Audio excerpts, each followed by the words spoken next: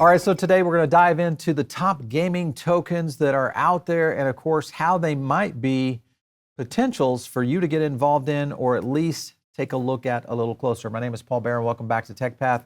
Today we're going to dive into where kind of the NFT space, but also, just the entire gaming tokens landscape. Axie Infinity, of course, we've done an analysis on Axie here on the show before, and obviously we've seen kind of the rise and a little bit of a correction with that particular project.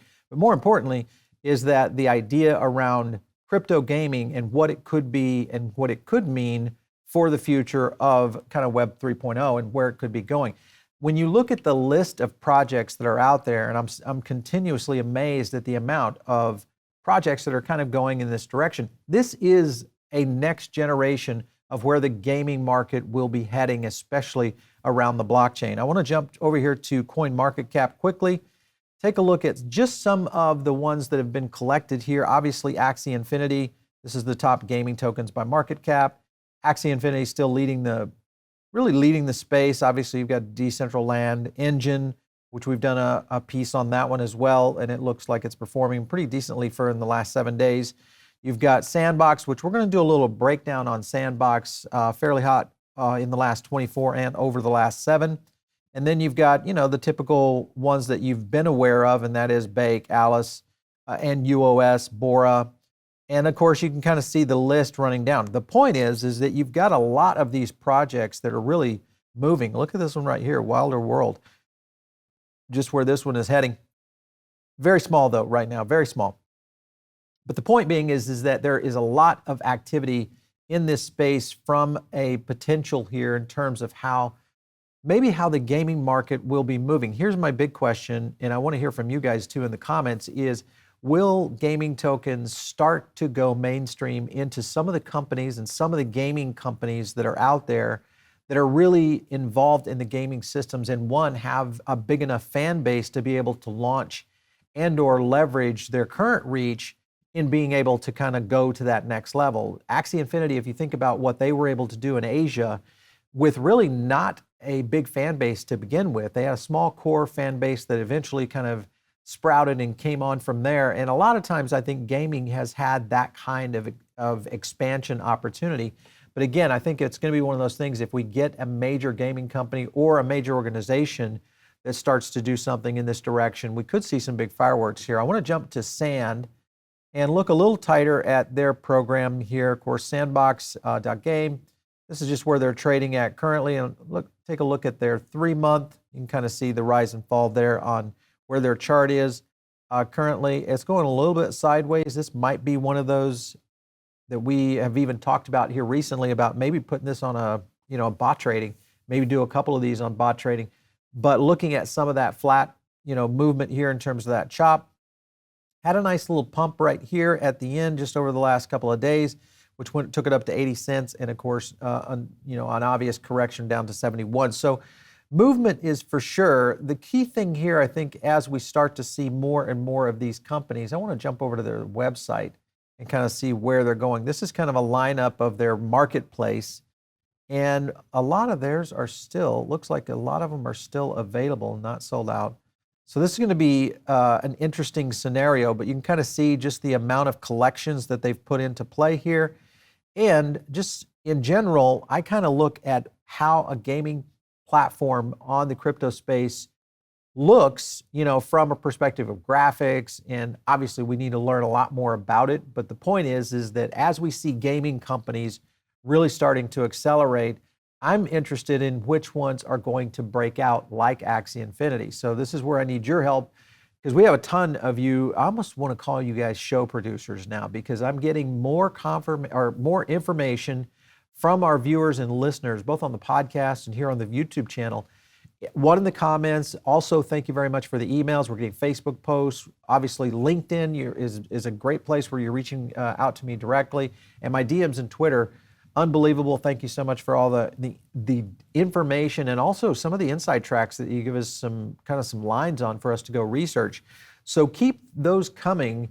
But I'd really like to know where and if you're interested in really us breaking into the gaming sector a little bit tighter, because I think this is an opportunity for the blockchain in terms of both investment, but also just for those who are interested in actually getting involved in some of these platforms. And I think this is going to be one to watch. Is Sandbox interesting enough? Let's take a look over here at where they are trading on the sentiment run. And this, of course, is Trade the Chain. We use this. It's one of our show partners. You can get the affiliate link down below if you want to help the channel. That's a good place to do it. But you can look at this one trading on the 7-day, a little bit on the negative sentiment.